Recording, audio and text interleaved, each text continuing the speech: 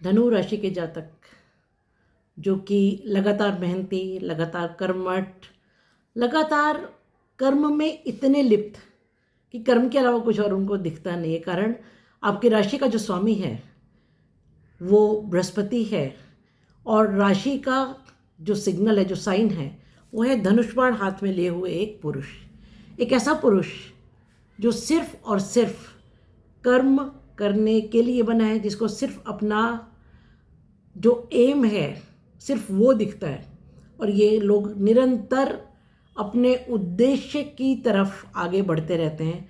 जीवन में कोई बहुत बड़ा उद्देश्य लेकर के पैदा होते हैं और उस उद्देश्य को पूरा किए बिना चैन की सांस नहीं लेते हैं।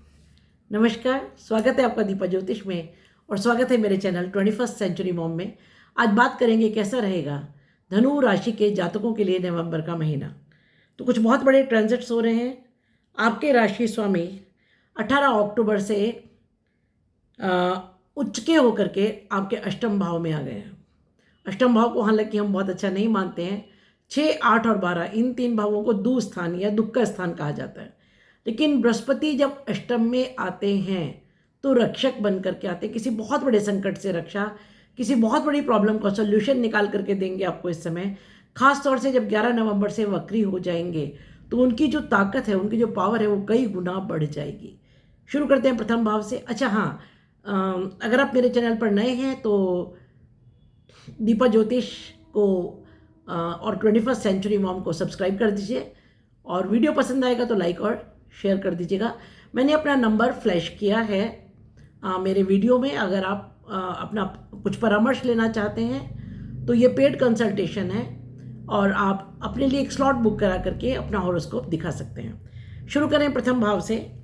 धनु राशि प्रथम भाव में जिसके स्वामी बृहस्पति अष्टम में है। जैसे कि मैंने कहा कि 6, 8 और 12 लग्न के स्वामी को यहाँ होना हम बहुत अच्छा नहीं मानते। लेकिन बृहस्पति एक ऐसे ग्रह हैं जिनको अष्टम में आने पर पितृ कृपा, गुरु कृपा, एंजल्स अराइवल या ईश्वर की विशेष रक्षा कवच के रूप में देखा जाता है।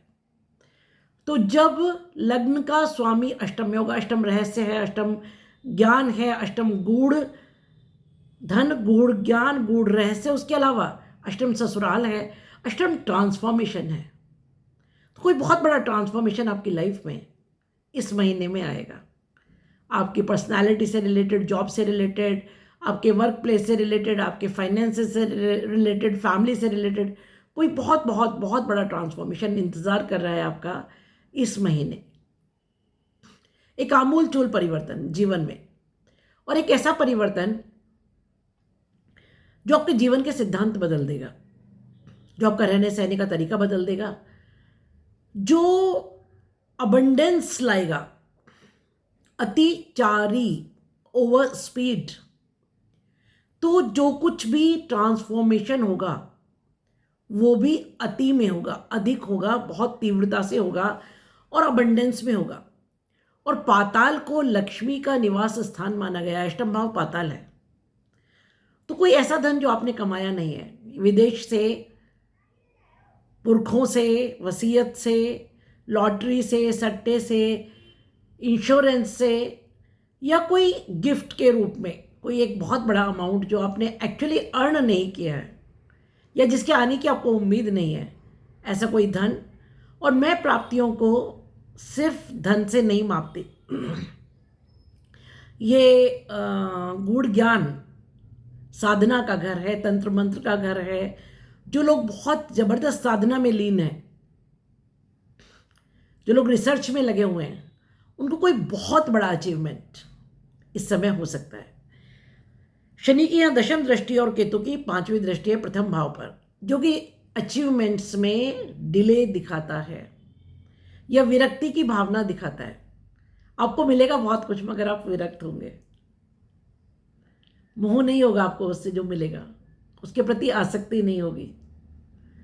और अनासक्त रूप से जब हम कुछ पाते हैं तो उसी को साधुत्व कहा गया है, उसी को ज्ञान कहा गया है, उसी को मोक्ष की प्राप्ति कहा गया है। मटीरियलिस्टिक वर्ल्ड में रह करके मटीरियलिस्टिक चीज़ों से डिटैच्ड होना, वो स्थिति होगी इस समय आपकी। बात करें दूसरे भाव की, तो दूसरे भाव में मकर राशि है जिसके स्वामी शनि इस समय आपके चतुर्थ भाव में बैठे हैं। दूसरा भाव धन, कुटुंब, वाणी, खान पान। दूसरे भाव का स्वामी जब चतुर्थ भाव में बैठा हो सुख भाव में। चौथा भाव माता, भूमि, भवन, वाहन, आपका पेरेंटल लैंड, प्रजा, और शनि प्रजा को रिप्रेजेंट करते हैं। पब्लिक डीलिंग्स में जो लोग हैं उनके लिए बहुत अच्छा समय है, बहुत अचीवमेंट्स होंगे पब्लिक से। धन जो आएगा उसका संचय कर पाएंगे आप, बहुत कठोरता के साथ अपने खर्चों को नियंत्रण करेंगे, बहुत कठोरता से, क्योंकि शनि कौन है? बुजुर्ग है।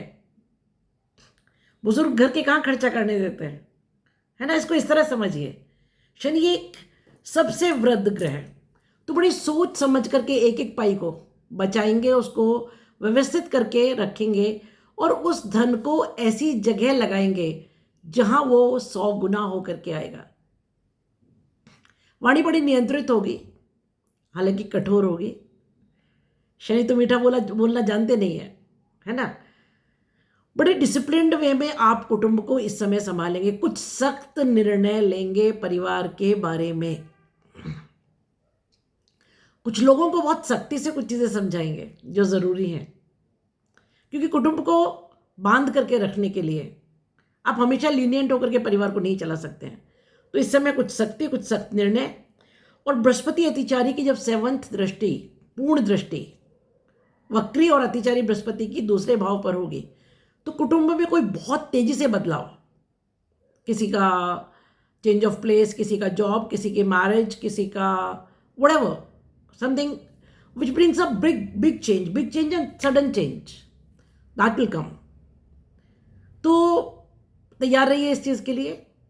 धन का भी सडन आगमन, खर्चा सडन नहीं होगा, ये अच्छी बात है, क्योंकि ये जो दूसरा घर है वो घर धन के संचय का घर है, खर्चे का नहीं, आगमन का भी नहीं है। आगमन हम 11वें भाव से देखते हैं, संचय दूसरे भाव से देखते हैं। तो सडन आगमन, और उसके बाद शनि तिजोरी से बाहर नहीं आने देंगे, अच्छी बात है। बात करें तीसरे भाव की, तो राहु यहाँ सबसे अच्छी पोजीशन में 3, 6 और 11 त्रिषडाय भावों में राहु को सर्वश्रेष्ठ पोजीशन में माना गया है। ऊपर से अपनी राशि में पूर्व भाद्रपद नक्षत्र जो कि बृहस्पति का नक्षत्र है उसमें है। तो क्योंकि बृहस्पति के नक्षत्र में है तो बृहस्पतिवत व्यवहार करेंगे बहुत हद तक। मैं कहती हूँ हमेशा कि राहु सिर्फ छल और कपट नहीं है, राहु सिर्फ असीमित इच्छाएं नहीं है, राहु सिर्फ अमर्यादित सोच नहीं है, उसके अलावा भी बहुत कुछ है राहु में कुछ कमियां, उसको मैं एक्सेप्ट करती हूँ। लेकिन राहु अगर आपको असीम इच्छाएं देता है तो उस इच्छा की प्राप्ति के लिए आपको दौड़ाता भी और रास्ते भी दिखाता है, और जब तक इच्छा प्राप्ति ना हो जाए तब तक दौड़ाता रहेगा। और तीसरा भाव तो पराक्रम, इसीलिए तीसरे भाव में राहु को अच्छा मानते हैं। समझ आए अब कि हाँ अच्छा क्यों मानते हैं? क्योंकि तीसरा भाव आपकी मेहनत, आपका पराक्रम। तो बात यह है कि आप अपनी मेहनत से, अपने पराक्रम से कितना दौड़ सकते हैं, कितना उछल सकते हैं, कहाँ तक दौड़ सकते हैं, दौड़िए, ये बोलता है राहु। इसीलिए तीसरे भाव में राहु को विशेष दर्जा दिया गया है। तो तीसरा भाव पराक्रम में आप बहुत मेहनत करेंगे और बहुत बड़े बड़े अचीवमेंट्स अपनी ही मेहनत से करेंगे।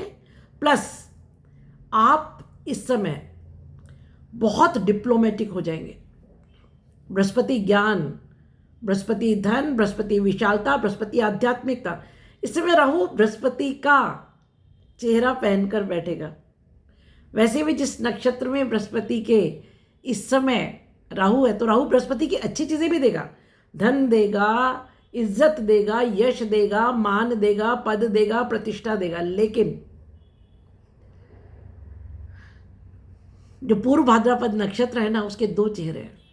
वो रिवेंज दिखाता है, एक ऐसा इंसान को वो रिप्रेजेंट करता है जो बहुत सीधा साधा, लेकिन हाथ में जहर से भरा हुआ खंजर पीठ पीछे लेके चलता है और मौका मिलते ही वार करता है। तो ये एक ऐसा समय है जब थोड़ा सा ऐसे लोगों से बच के रहिएगा, क्योंकि तीसरा घर जिन लोगों को रिप्रेजेंट करते हैं, छोटे बहन भाई, पड़ोसी, मित्र या आपके कॉम्पिटिटर्स, तो थोड़ा सा संभल के रहने की ज़रूरत है। शनि भी पूर्व भाद्रपद में ही है, चतुर्थ भाव में बैठ करके। तो दो दुष्ट ग्रह शनि और राहु बृहस्पति के नक्षत्र के घर में बैठे हुए हैं पूर्व भाद्रपद में। चौथा भाव भूमि, भवन, वाहन, माता, सुख। शनि यहाँ पर बहुत कुछ देगा। आप नई भूमि खरीद सकते हैं, भवन खरीद सकते हैं, वाहन खरीद सकते हैं। जो लोग आयरन में डील करते हैं, कोल में डील करते हैं, लोहे से रिलेटेड कोई भी काम में डील करते हैं, खेती से डील करते हैं, एग्रीकल्चरल प्रोडक्ट से डील करते हैं, या पेट्रोलियम में जो डील करते हैं, उन सब के लिए बहुत अच्छा समय, बहुत अच्छा समय, बहुत मोटा पैसा, बहुत बड़ी डील्स ये देके जाएगा। लेकिन फिर वही बात जो तीसरे भाव पर लागू होती है यहाँ भी होती है भाई। कोई भी डील करने के पहले 10 बार सोचिए, और कोई भी डॉक्यूमेंट साइन करने के पहले 10 बार उसको चेक कीजिए। वो आपको ध्यान रखना पड़ेगा। प्लस आपके पेरेंटल प्लेस पर जो लोग आपको बहुत मधुर दिखते हैं, पता तो आपको भी है या कौन दोस्त और कौन दुश्मन है। तो जिन लोगों पर आपको बहुत भरोसा नहीं है या जो पूर्व में कभी आपके शत्रु रहे हैं, उनको थोड़ा सा शक की निगाह से देखिए, और उनके कार्यकलापों पर थोड़ी सी तीखी निगाह अगर आप रखेंगे तो आपके हित में होगा। नहीं तो आप कोई चोट खा जाएंगे, उससे बचिएगा। यह बृहस्पति की 9th एस्पेक्ट है, तो बचा लेंगे बृहस्पति किसी भी संकट से, किसी भी बहुत बड़ी प्रॉब्लम से। लेकिन अपने आंख कान खोल करके रखना आपकी जिम्मेदारी है, क्योंकि एस्ट्रोलॉजी का काम ही है, एस्ट्रोलॉजी रेमेडियल साइंस है। हम भविष्य को जाने और उसको जानकर उसके अनुसार व्यवहार करें, यही है एस्ट्रोलॉजी। तो इसीलिए मैं आपको चेता रही हूँ इस बात से। बात करें पंचम भाव की, तो पंचम भाव बहुत रिच है इस समय। मेष राशि है यहाँ पर। इसका स्वामी मंगल स्व राशि में बैठा हुआ है, अष्टम भाव में मार्गी हो गया है 5 तारीख से। हालांकि उसके बाद अस्त भी हो जाएगा। पंचम भाव विद्या, बुद्धि, संतान, हमारे प्रेम प्रसंग, हमारे जीवन का पूर्ण उत्थान, हम कहाँ तक पहुँचेंगे लाइफ में, कितना ऊँचे जाएंगे, वो पंचम भाव बताता है। उसके अलावा पंचम भाव हमारा पूर्व जन्म है। यहाँ पर शुक्र की संजीवनी दृष्टि रहेगी लगभग पूरा महीना, 2 नवंबर से 26 महीने तारीख तक, जो कि बहुत बहुत बहुत अच्छी स्थिति है। संतान, उसके बाकी दृष्टियाँ भी बतला दूँ। सूर्य की दृष्टि होगी, बुध की होगी और केतु की दृष्टि होगी। संतान से शुभ समाचार।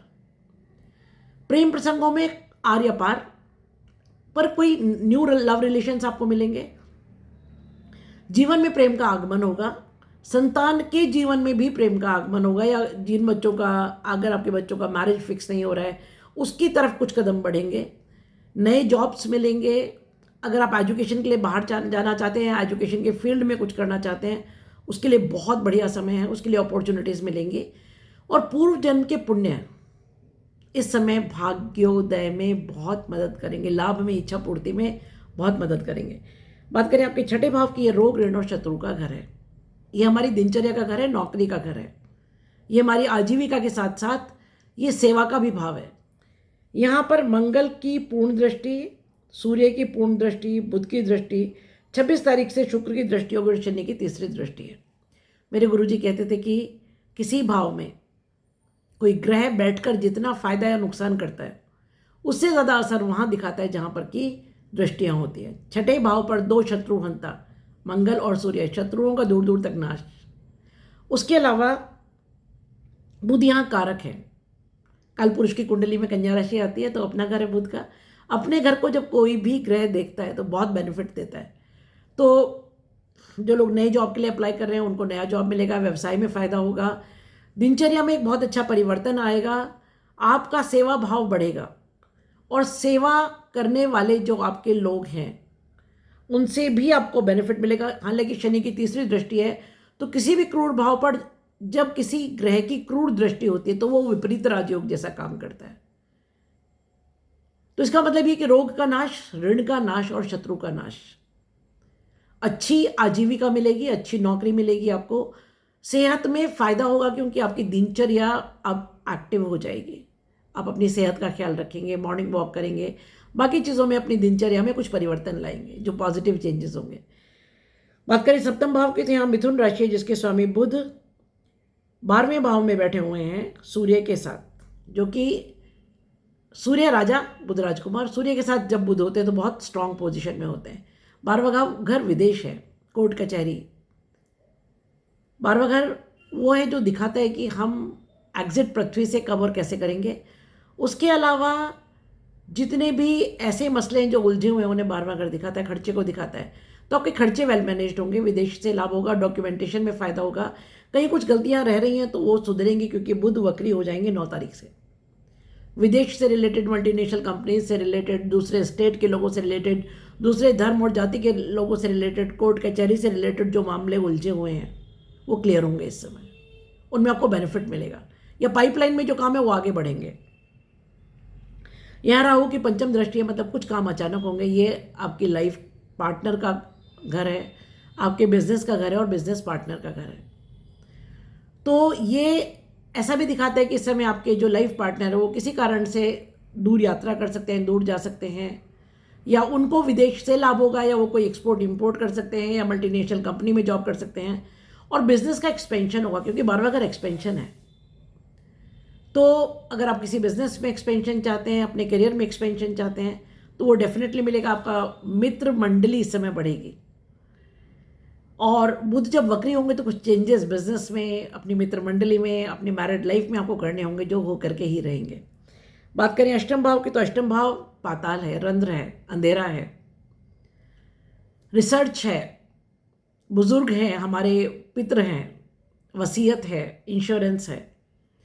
यहाँ पर जब बृहस्पति होंगे 11 नवंबर से वक्री, तो बहुत सारे बेनिफिट्स आपको देंगे। बृहस्पति के जो कारक तत्व हैं, धन, संपत्ति, संतान, ज्ञान, आध्यात्मिकता, जो लोग आध्यात्मिकता के क्षेत्र में वो बहुत बड़ा कुछ करेंगे, रिसर्च के क्षेत्र में बहुत बड़ा कुछ होगा। ये जासूसी का घर है, स्पाइस इस समय कुछ बहुत ग्रेट करेंगे। और सिर्फ इतना ही नहीं है, आपका जो पेरेंटल लैंड है, पेरेंटल मनी है, आपका जो ऐसा पैसा है जो गुप्त है, जो छुपा हुआ, तो जो भी आपके पैतृक धन से संबंधित चीज़ें हैं उनमें इस समय फैलाव आएगा, विशालता आएगी। कुछ बहुत बड़ा जो आपने एक्सपेक्ट नहीं किया था वो इस समय आपको वसीयत से, या पैतृक संपत्ति से, या लॉटरी से, या जो पैसा आपने किसी को दे दिया था और आपको उसके वापस आने की उम्मीद नहीं थी, वो वैसा कुछ धन इस समय आपको प्राप्त होगा। और मेरा मतलब धन से सिर्फ धन ही नहीं है, इट कैन बी एनीथिंग, वो ज्ञान, तपस्या, कोई भी चीज़, या रिसर्च में कुछ बहुत बड़ा अचीवमेंट, या फिर मैं जैसे कि मैंने कहा कि स्पाइस का घर है, जासूसों का घर है, जासूसी के क्षेत्र में कुछ बहुत बड़े कारनामे इस समय हो पाएंगे। बात करें नवम भाव की, तो यहाँ केतु है। केतु अलगाव दिखाता है, विरक्ति दिखाता है, विच्छेद दिखाता है, और भाग्य भाव में केतु को बहुत अच्छा नहीं मानते क्योंकि केतु सेपरेट करता है भाग्य की कमी। तो जो चीज़ें आपको भाग्य से मिलेंगी उनमें थोड़ी थोड़ी हर्डल्स आएंगी, अचानक कुछ मिलेगा नहीं, प्राप्ति तो होगी, पर उस प्राप्ति के पहले कुछ ना कुछ बंधन, कुछ ना कुछ हर्डल, कुछ ना कुछ मुश्किल, आपको लगेगा अरे ये काम तो होगा ही नहीं। फाइनली हो जाएगा पर एकदम इजीली नहीं हो पाएगा। बात करें दशम भाव की, तो यहाँ शनि हैं कन्या राशि में और इसके स्वामी बुध 12वें भाव में बैठे हुए हैं। दशम भाव कर्म स्थान, पिता, सरकार, बॉसेस, हायर मैनेजमेंट। तो बुध क्योंकि सूर्य के साथ है तो सरकार से लाभ, राजकुमार राजा की गोद में बैठा हुआ है, डॉक्यूमेंटेशन में लाभ, वर्क प्लेस पर कोई बहुत बड़ी सक्सेस, वर्क प्लेस पर कोई बहुत बड़ा चेंज, क्योंकि 12वां भाव चेंज को दिखाता है, दूर जाने को दिखाता है, कोई ट्रांसफ़र, प्रमोशन, या किसी तरह का एक मेजर शिफ्ट, एक्सपोर्ट इंपोर्ट से फ़ायदा, मल्टीनेशनल कंपनीज़ में जॉब, इस तरह की चीज़ों को ये इंडिकेट कर रहा है। और अगर कुछ आपके काम गवर्नमेंट से रिलेटेड पाइपलाइन में थे तो वो इस समय हर हालत में वर्कआउट होंगे, इस समय वो चीज़ें क्लियर होंगी, आपके रास्ते खुलेंगे और आपको सक्सेस मिलेगी उन चीज़ों में। बात करें 11वें भाव की, तो 11वां भाव बहुत रिच है। शुक्र अपनी ही राशि में बैठे हुए हैं तुला में 2 से 26 तक, और ये लाभ और इच्छा पूर्ति का घर है। बहुत बड़ा लाभ, बहुत बड़ी इच्छा पूर्ति, सुख, वैभव, संतति, प्रेम, धन। लोग बोलते हैं आप प्रेम के बारे में नहीं बताती हैं, प्रेम की विशेष प्राप्ति इस समय। अगर आपके कहीं कोई प्रेम प्रसंग है उनमें बहुत बहुत अच्छा समय इस अब आएगा। सूर्य 16 नवंबर तक यहाँ होंगे और बुध 23 से 26 तक वक्री होकर के यहाँ आएंगे। 16 नवंबर तक जब तक सूर्य यहाँ होंगे तब तक थोड़े से ईगो इश्यूज हो सकते हैं, क्योंकि शुक्र और सूर्य में कुछ खास बनती नहीं है। शुक्र प्रेम, सूर्य अहंकार, शुक्र नमना, झुकना, और सूर्य सीधा खड़ा होना। सूर्य राजा, जिसकी गर्मी, जिसका अहंकार प्रेम को स्वीकार नहीं है। तो थोड़े से इश्यूज मैरिड लाइफ में, लव लाइफ में ईगो इश्यूज आ सकते हैं, उससे थोड़ा सा बचेगा। लेकिन सूर्य कारक होते हैं 11वें भाव में, राज्य से सुख, गवर्नमेंट से पैसा, गवर्नमेंट से विविध प्रकार की ऐसी चीज़ें जो आपने एक्सपेक्ट नहीं की थी, डायरेक्ट इनडायरेक्ट बेनिफिट्स और इच्छा पूर्ति गवर्नमेंट से, ये चीज़ें भी ये दिखाता है। और जब बुध भी होंगे 23 से 26 तक वक्री होकर के, तो उस समय कुछ बहुत बहुत बहुत विशेष लाभ, खासतौर से जो लोग वाणी से कुछ पैसा कमाते हैं, वाणी के काम में हैं, उनके लिए बहुत अच्छा समय है। बात करें 12वें भाव की, तो 12वां भाव बहुत रिच है। मंगल स्वराशि में है, मार्गी है 5 तारीख से, और फिर अस्त हो जाएंगे 16 नवंबर से। जब मंगल को सूर्य का भी साथ मिल जाएगा तो 2 अंगारक ग्रह 12वें भाव में एक साथ, oh my God, all time high energy in 12th house. 9 तारीख से बुध यहाँ वक्री होंगे, 14 तारीख से अस्त हो जाएंगे, और शुक्र यहाँ 26 तारीख से आ जाएंगे। अच्छा खासा जमावड़ा 12वें घर में। 12वां घर खर्च है, कोर्ट कचहरी है, विदेश है, अनाथाश्रम है, लेकिन उसके बावजूद 12वां घर मोक्ष भी है। तो इस समय क्या होगा कि मंगल जब 12वें घर में होंगे, तो जो लोग विदेश जाने की इच्छा रखते हैं उनके वीज़ा, पासपोर्ट, पेपर्स क्लियर होंगे। बहुत लोग विदेश जाएंगे इस समय। बहुत लोग इस समय फौज से रिलेटेड, पुलिस से रिलेटेड, सर्जरी से रिलेटेड कामों में ग्रेट सक्सेस पाएंगे। जो लोग कंस्ट्रक्शन का काम करते हैं उनके लिए बहुत अच्छा समय है। उनको इस समय बहुत सारे ऑर्डर्स स्पेशली दूसरी जगहों से मिलेंगे। बुध यहाँ पर जब वक्री होंगे तो डॉक्यूमेंटेशन में जो गलतियाँ रह गई उन्हें रिपेयर कराएंगे, उसमें हेल्प करेंगे। जब सूर्य के साथ होंगे, राज्य से लाभ, दूसरे कंट्री की गवर्नमेंट से लाभ, दूसरे स्टेट्स की गवर्नमेंट से लाभ इस समय आपको मिलेगा। और शुक्र भी जब 26 तारीख से आ जाएंगे तब शैया सुख, प्रेम की प्राप्ति। 12वें घर में हम शुक्र को अच्छा मानते हैं। प्रेम का खर्चा मतलब प्रेम की प्राप्ति। तो कुल मिलाकर के ये महीना गेंस के हिसाब से आपके लिए बहुत अच्छा है। बहुत बड़े बड़े गेंस होंगे, पारिवारिक सुख मिलेगा, धन का सुख मिलेगा, सरकार से लाभ मिलेगा, जो काम रुके हुए हैं वो आगे बढ़ेंगे। संतान की तरफ से शुभ समाचार जैसा कि मैंने बताया है।